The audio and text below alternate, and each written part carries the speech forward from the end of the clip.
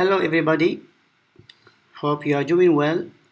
So, I am Dr. Abdul Haq Sinachki from Faculty of Business and Finance, University of Abdul Rahman, and today I'm going to present a keynote speech for the 27th International Conference on Teaching, Education, and Learning that's supposed to be held on 23rd, 24th November in Kuala Lumpur, but due to the COVID-19, it will be held virtually. So the topic of interest today is COVID-19 and the future of education. Are we prepared, or the future of higher education? So before the COVID-19, usually we seldom learn about e-learning or the online teaching and learning.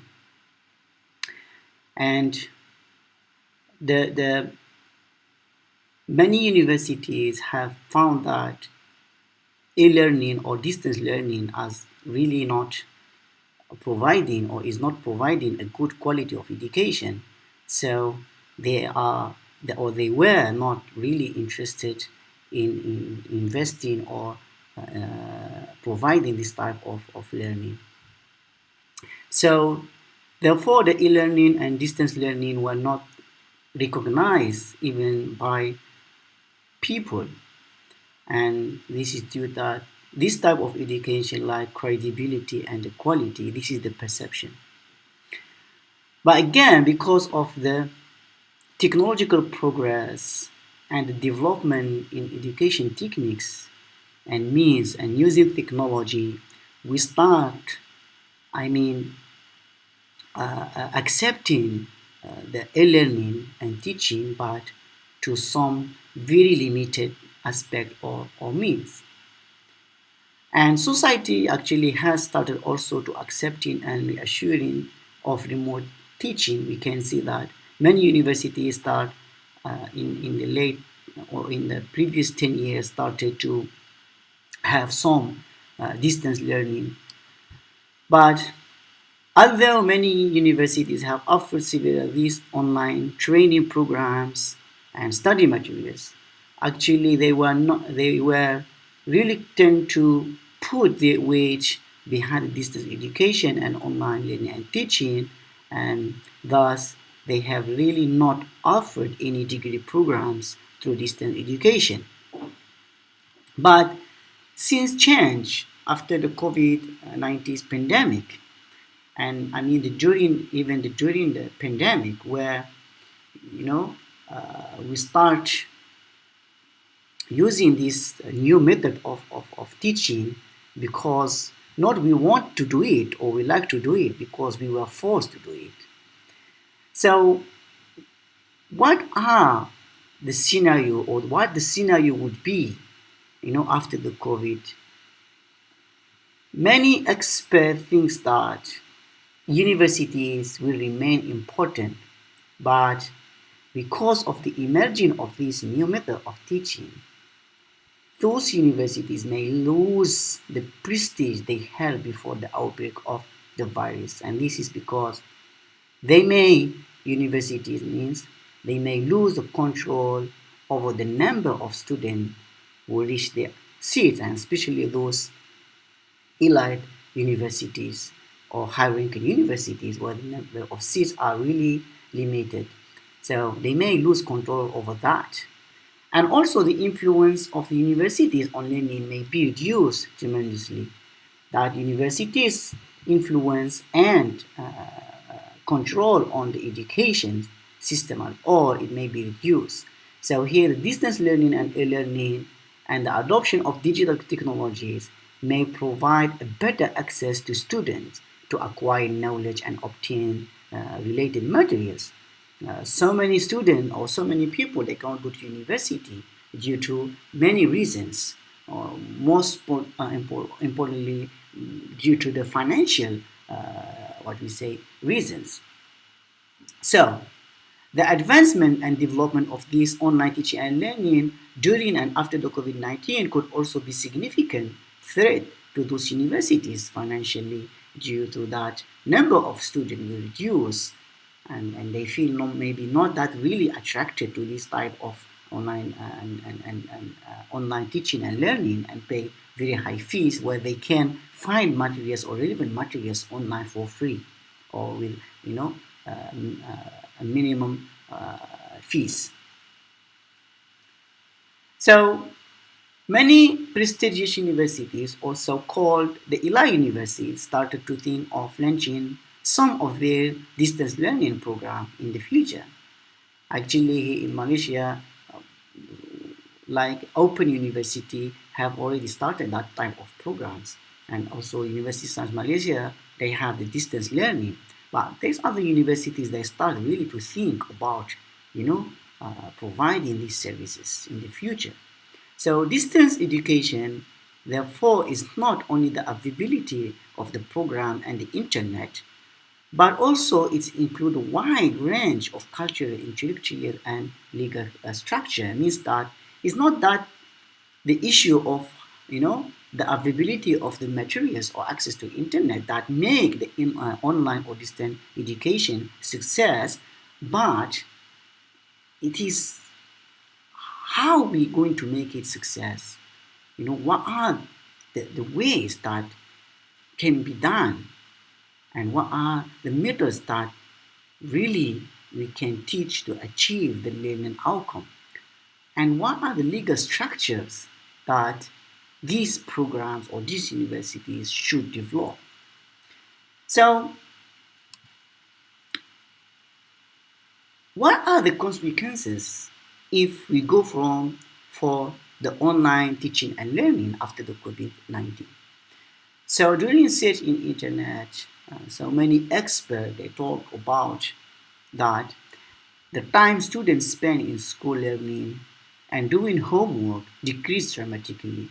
For example, maybe a university student should spend, let's say, 5 to 6 or 7 hours per day in university learning and doing homeworks. That's dramatically reduced, maybe only 2 or 3 hours.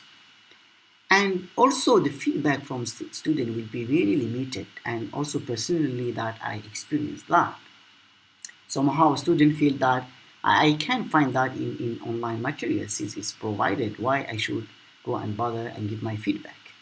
E-learning also can cause social isolation. Students are individually, pursuing their studies. There is no interaction, between, their peers and with also their lecturers. E-learning also requires strong self-motivation and time management skills, because if students are not really motivated and have strong self-motivation and also they are very good in time management, they may not be really interested, or the interest to pursue the online and distant learning will be not there. Also, lack of communication skills development in online students. That is very important. Not only communication skills, but there is also other, skills, social skills. Cheating prevention during the online assessment is very complicated. Whatever measures that you want to have, so to avoid that, it may not be successful, 100%. Still have ways that student can find in order to cheat in exam. Also, online instructors tend to focus on theory rather than practice, because you cannot do practical on online, where especially where the things or the course need a lab or software. Also, as we say, e-learning lack of face-to-face communication is limited in certain discipline only. Those like clinical programs and sciences programs, they cannot use online. A doctor, he need to do really practice. He really need to go to the hospital and check the patient. And the same for scientists. You need to go to the lab and do the experiment. So online learning also is inaccessible to the computer illiterate population. There is so many people that the skills of using internet or computer is very, very low, and they may be really marginalized as group or discriminated. Lack of accreditation and quality assurance in online education. So far, not maybe many countries or governments that provide this accreditation to those online courses or programs. So, are we prepared for the online teaching and learning or blended learning? So, to answer this question, we have interviewed 21 lecturers in Malaysia who had experience both on online teaching, blended teaching, and traditional teaching, as also we have uh, uh, done 4 focus group discussion. These interviews were also online because of the lockdown in Malaysia, so we cannot really go face to face with those lecturers. So the respondent were specifically recruited using a purposive sampling. We have chosen, as I say, only those instructors that experience 3 types of of learning and teaching, which is online and traditional and blended. So all online interviews and online group discussion were conducted via audio recording, transcribed verbatim, translated, and subsequently analyzed critically.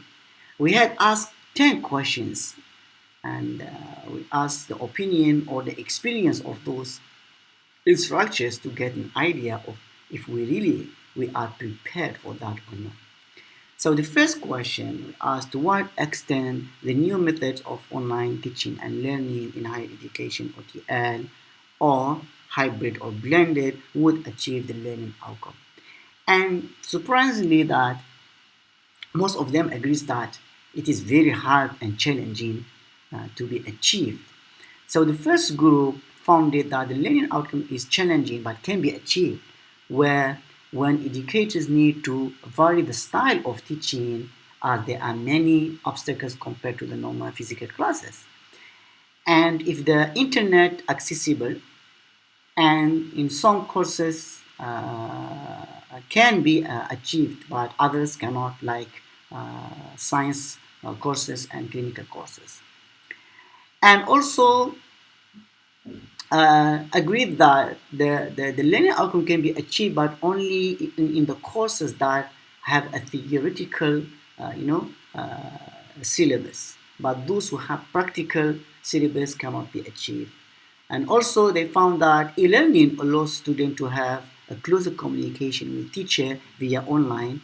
Example, student can ask questions via WhatsApp, via a group or personal communication, Microsoft Teams, Zooms, and that could be, a given advantage for that. But also they argued that can be achieved but only if both parties, means lecturers and students, play the role. Lecturers play the roles in designing effective materials and effective methods of delivery to engage students.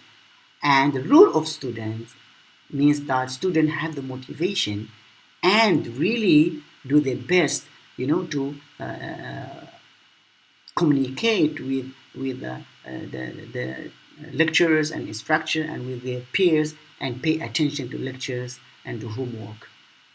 Also, they argued that also can be achieved only if online teaching and learning will overcome traditional geographical limitation, uh, because so many students, due to their what we say, they live in very remote areas, and the geographical limitation here is there. But when it comes to the online teaching and learning, we would demolish it or reduce it. But again, that also depends on the accessibility of the internet. The other side of the instructors or lecturers, they found it that it is hard, extremely hard, or even cannot be achieved at all. And because they said is society norms and cultural issues where many things could come only with direct interaction, like social skills, like soft skills, that it must be a direct interactions. Students are not really serious with online learning, that they experience what they found, where lecturers they're providing a lecture, but students they are doing something else. I myself I experienced that when I call. Usually I try to make student interacted and 100% focus on the class. So most of the time I call randomly students, but they were not there. So it is also, they say, difficult to prevent students from cheating in online tests, and that would be also, you know, a very, very serious to the education system.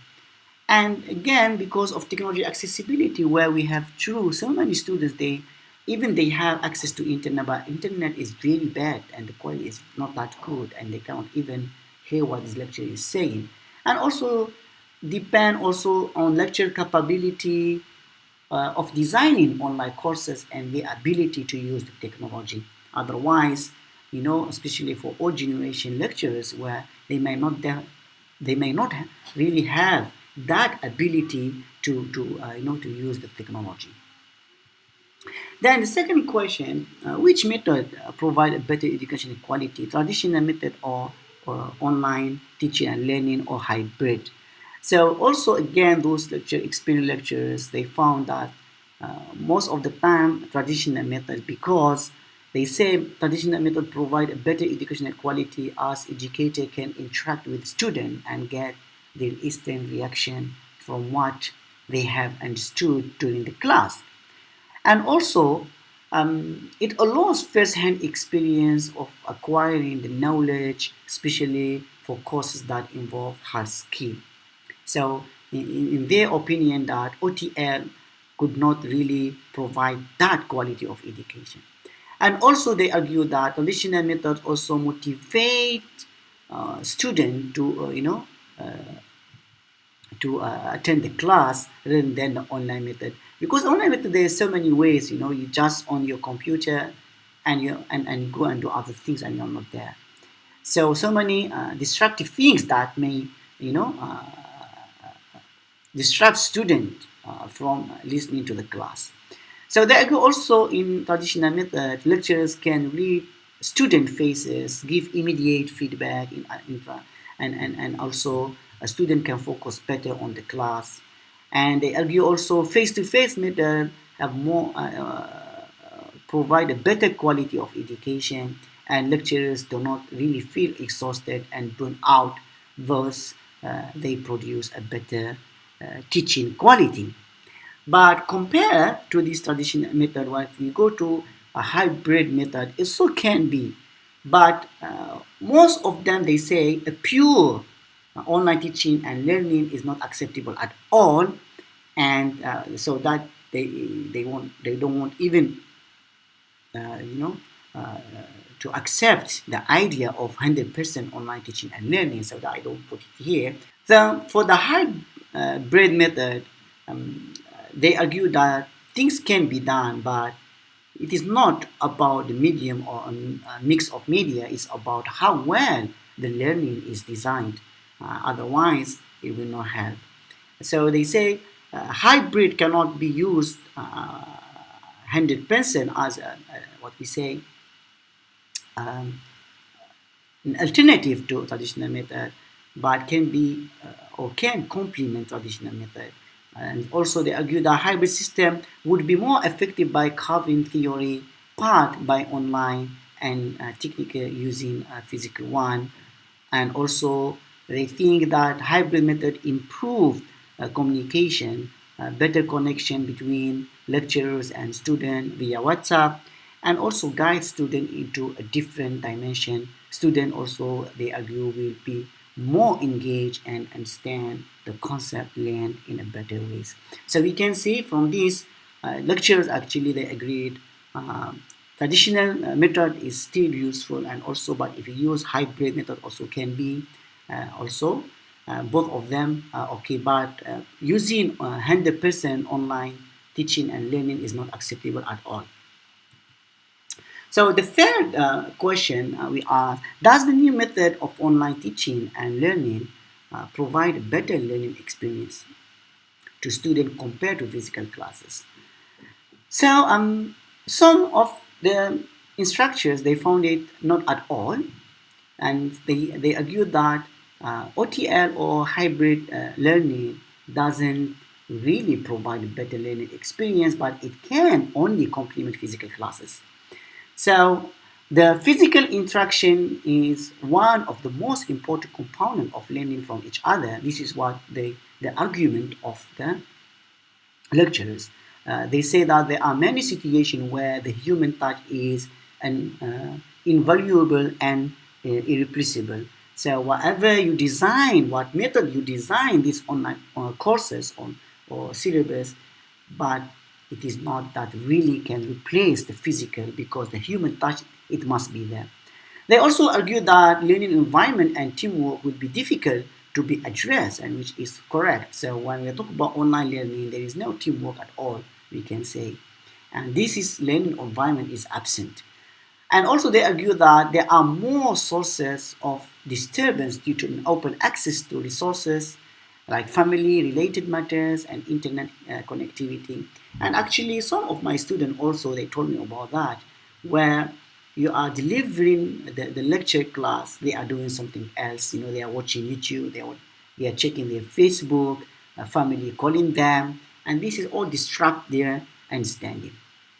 But some of them, they say yes, OTL and hybrid could provide a better learning experience, but only, they say, if the student is ready and willing to be empowered.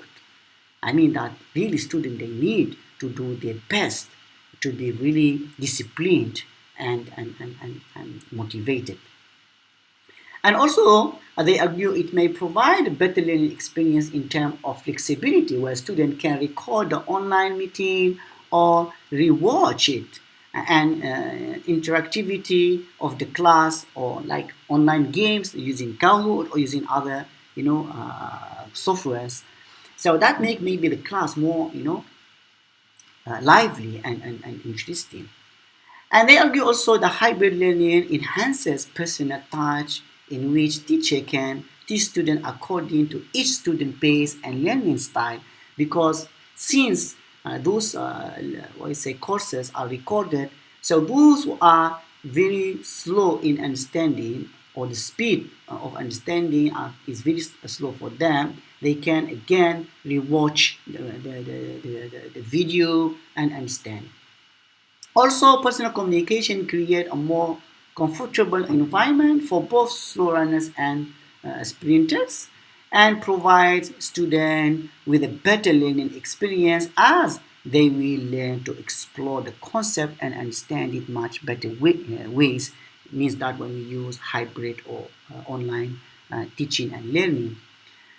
So you can see it depends on how I think the lecturers is successful in designing a very significant and very, what we say, useful resources that student can really use, and students are really attracted to use those materials.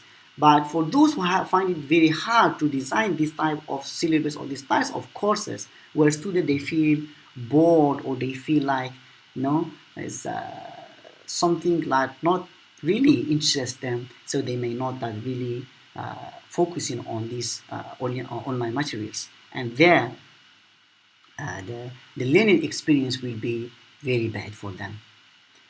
So question number 4, it says, does the new method of online teaching and learning, OTL or hybrid, increase the risk of learning loss? So what about the learning loss? So most of lecturers, yes, they agree with that, and they say that there are many times where educators or students may face barriers during the online communication, such as breaking internet connection. That's one of most difficult part that we are facing, especially here in Malaysia. Students may miss the important point that has been lectured during the class, or even if the educators were to repeat again, it may somehow irritate other students who have a good internet connection, and this can demotivate them to continuously be focused during the class, and this is just one of the examples of the barrier. So once this internet interruption, frequently, appears, so people, they become like really stressful and demotivated, and that's one of big issue. Also, students may miss the physical interaction and learning from each other, plus the level of concentration and learning observation that is very less when we use OTL compared to traditional.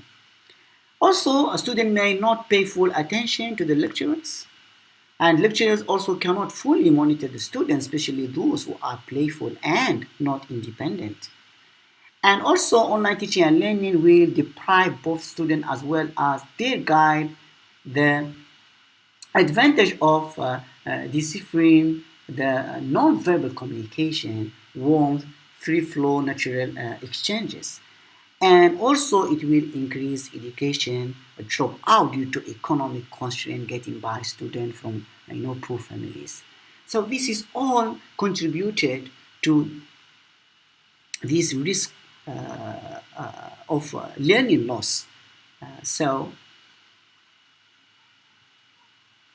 adopting online teaching and learning per se without mixing it with traditional physical classes is a major risk or disadvantage also to students and lecturers. That's what we can conclude from that.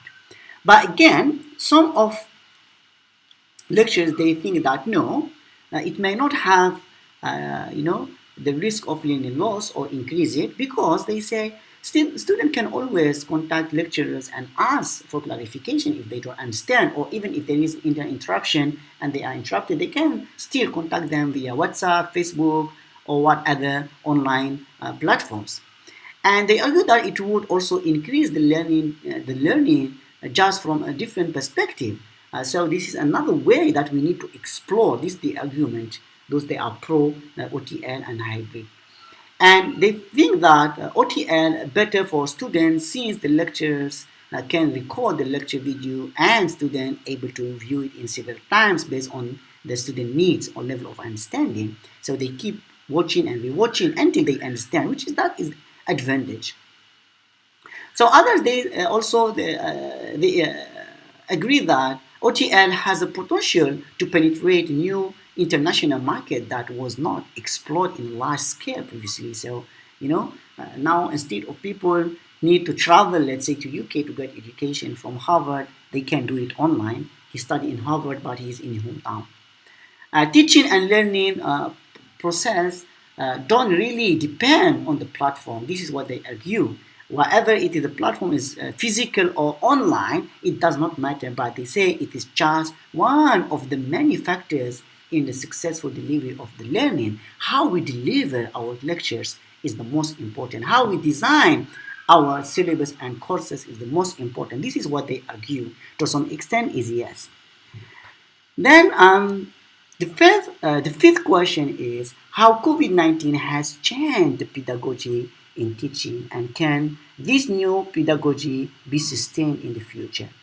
Again, lecturers, they come to in two different opinions. The first, they say changes in pedagogy, yes, could increase student participation during the class by conducting various activities like using Kahoot or other online games.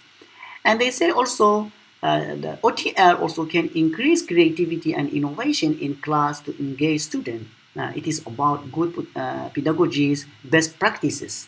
So it does not matter that if you do it in traditional or on online.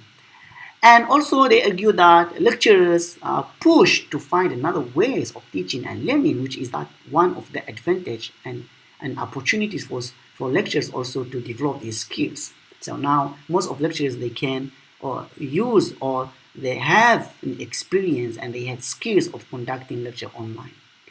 Also, they argue that lectures provide more online materials to students, plus make themselves familiar with new online teaching and learning tools, and the syllabus and materials are designed to be self-taught for students, and therefore it is depend on students on how they are willing to engage in that or no. It's not per se on the pedagogy. So they also argue that gaming approach is a game changer because, especially nowadays, new generation, they like this online game so much. So this is another way of how we teach them. We teach them in the way that they love. So we provide them online gaming, which really applicable for the syllabus and can achieve the learning outcome. But the most difficult that the part is that this gaming or online gaming approach is really difficult to design. And the others, they say, sustainability of the new pedagogy, yes, they say could be, and this is due to the fast changes in Internet of Things. The approach can be sustained, but both students and lecturers must catch up with the fast evolution. So the job for student plus the lecturer must be there. And they say also this new pedagogy can be sustained only if the internet connection is improved, and can be sustained if syllabus and materials are simplified. If you have a very complicated materials or syllabus, then this method cannot be sustained because students may find it very difficult to understand even the materials, and that physical interaction is not there, so there is no way for them to advance. And also some of them, they say, depend on society readiness and the players such as educators, students, and government. They say facilities and infrastructure should be provided to rural and disadvantaged area, otherwise it cannot be sustained. And also online teaching and learning method alone can be sustained only if it does not cover practical courses. So when we have courses that really need a practical, that need a lab, that it is impossible and cannot be sustained. So we need to go back to the traditional classes. Question number 6, does changing to online teaching learning hybrid lead to improvement in pedagogy now? Yes, most of them, they say yes, we can change to OTL, and most importantly to hybrid or the blended methods. But that also could increase our improvement in pedagogy because they say it improve in certain ways, but also it may not, because it may disrupt pedagogy on the other hand. Why? They say this because in certain cases students may be reluctant to give responses during the online teaching and learning, and educators cannot force or wait for the participant to answer, which is true.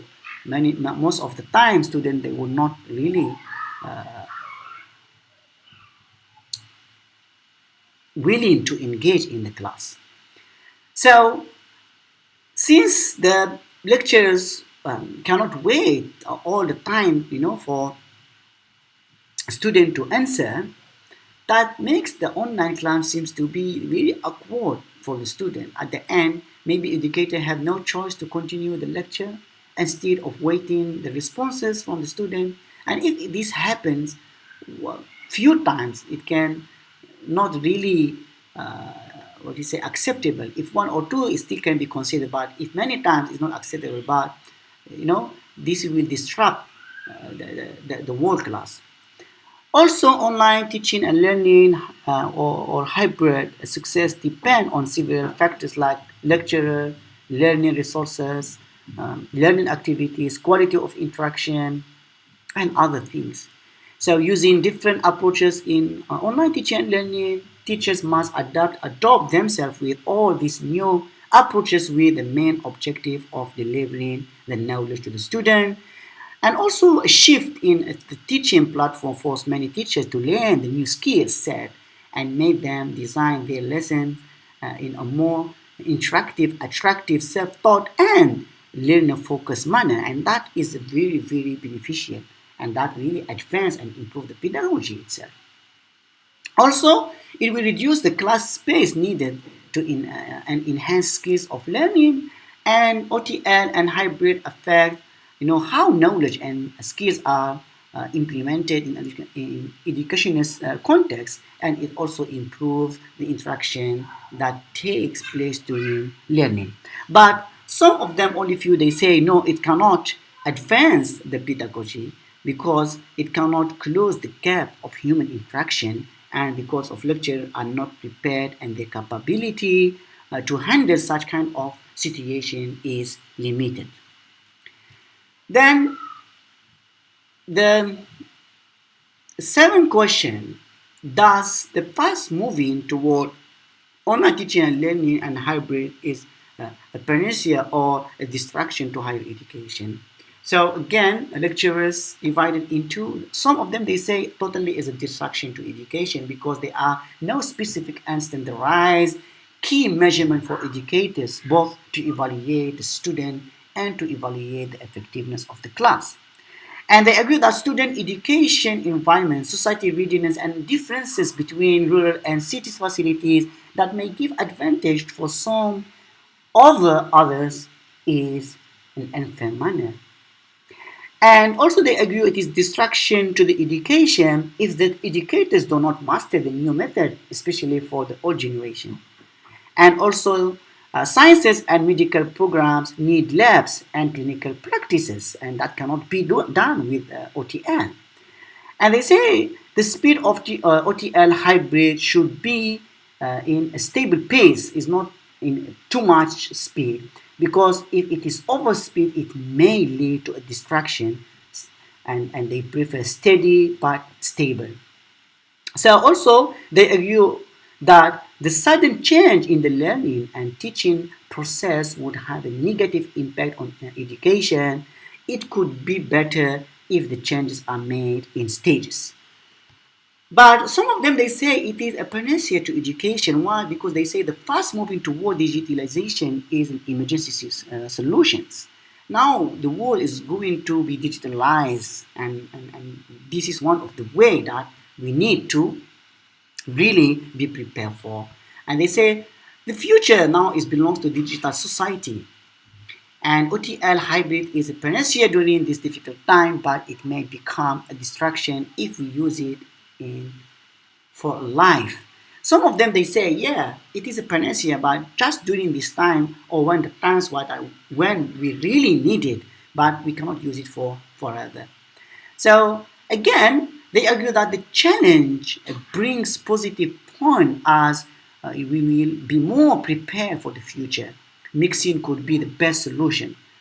And also they argue that OTL is a win-win solution. All CLOs can be achieved via 100% OTL, even though classes are conducted remotely, because they say 100 OTL even promote international learning opportunities. So students they have the ability to learn from other international, universities and materials from international institutions that they can find it available online.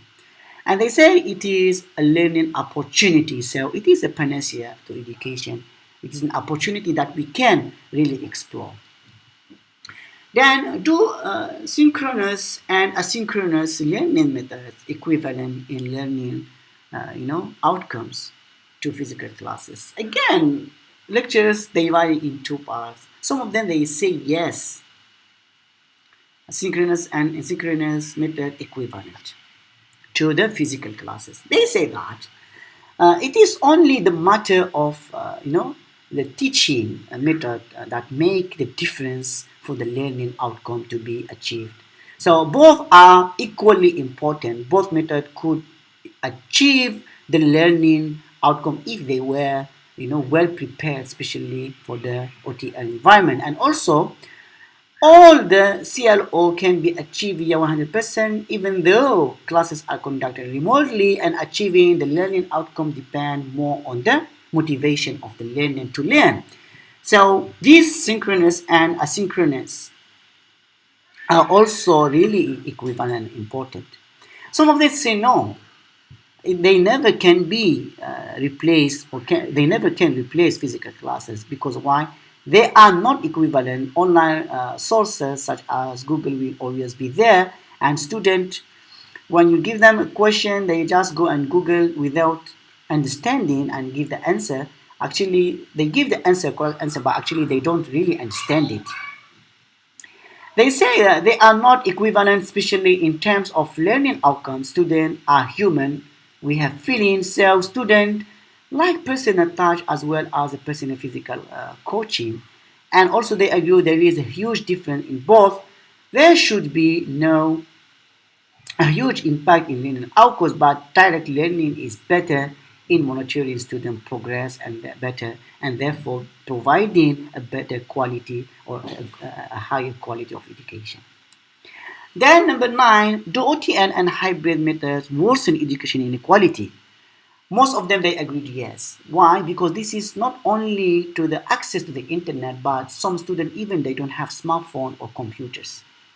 And also it's about the access, equity and affordability. Without, these three, the access, equity, and affordability, OTN hybrid will fail 100%. And also they argue that OTN and hybrid method would worsen education inequality if the internet connection is unequally distributed. Students who can access the internet can master their learning better and faster as they can access additional information via internet. But students who have problem in accessing internet connectivity will be left behind. Also, they argue that teachers should be more creative and helpful to accommodate the need of students. So, for example, teachers can provide exercises by sending them by emails. So, the monitoring can be done by phone calls. Besides, the government should take an initiative to improve the IT penetration in the rural area more constructively. And also they argue the bottom 40 families are the victim and their inequality would be also worsened. And there are other problems such as computer hang and other issues, especially during the exam when the computer hang. This makes students really stressed and will affect, his answer. Some of them they say no, it will not worsen the inequality between students because they say that internet access nowadays is the least of our concern. Internet access are expected to be available to all or to all far corners of the country, if not today but soon without doubt. And they say this is a very common issue in the OTL learning. This can be improved with a good internet connectivity. So when we have a good internet connectivity, then this inequality will be diminished. But again, that is not that correct in all cases. The fact that there is so many families they don't have even access to internet or they cannot even afford to have access to internet. So number 10, can the new method of online teaching and learning OTL hybrid continue after the pandemic is over? So most of them they say yes, it will be continued but not entirely. It may be used when it is needed by the educator or when it works best. Some of them they argue that we should investigate the effect and impact of OTL on education to understand its effectiveness first. Then only we can say that if we really can go for it in the future or not. And also they argue it should be incorporated into academic system as a feature. At the end of the day, it is not all negative about OTL. There is so many positive things that about OTL, and they say also yes can be sustained and continued after the COVID-19, but only for the non-technical and practical courses. But for the technical and practical courses, it is not possible. So they argue that government is collaborating now with the internet service providers here in Malaysia to enlarge its internet connection in our area. So Industrial Revolution 5 is coming soon to Malaysia also. Suppose Industrial Revolution number 4, but some people they start counting from the previous one. They argue that it is 5. So it's a good exploration for both lecturers and students. Continuation of OTL could be beneficial for both parties in the long run. And OTL is a saver that solves multiple problems associated with traditional face-to-face learning. But another side, also instructors or lectures, they say no, it should not be continued because not for all subjects that require students to spend most of their time in lab and workshop. And also they say universities, if we pursue this on OTL, they will really struggle financially. University financial situation will be worsened, And then educational institution will not be able to spread and provide quality education to the nation. And they argue that OTL hinders the delivery of learning. People need to meet others and hear directly from them. The human touch could deliver and provide what most advanced technology can. So, what we conclude, as a conclusion, we say that yes, OTL offers many advantages to education, but also there are so many shortcomings and consequences of pursuing this OTL by itself only. So, this is why this is because OTL and distance education has not been a good alternative to traditional education in terms of achieving learning outcome and the development of student soft skills and social skills. So when we talk about development of student skills, we are not talking only about cognitive skills. We have affective skills, we have psycho skills, we have social skills, we have soft skills. There are a lot of skills that really need an interaction and teamwork, and especially the teamwork. So if we go 100% on online teaching and learning, all these soft skills like social skills or teamwork, students will not that really get it. And therefore, returning to traditional education as soon as possible is a must, but we still can do a blended. I mean that we go for traditional teaching, but also we complement other skills like digital skills, like this, online skills by using an online teaching. So it will be, online teaching will be there, but as a complement to traditional, but not as a what we call an alternative or a substitute to traditional one. Otherwise, our quality of education will be in question, and even the degrees we provide will be in question. So this is what I want to share with you from the lens of instruction and lecture perspective. I hope you enjoyed the presentation. Thank you very much. If you have any question, you are welcome to ask, and I would be happy to answer your question. Thank you very much.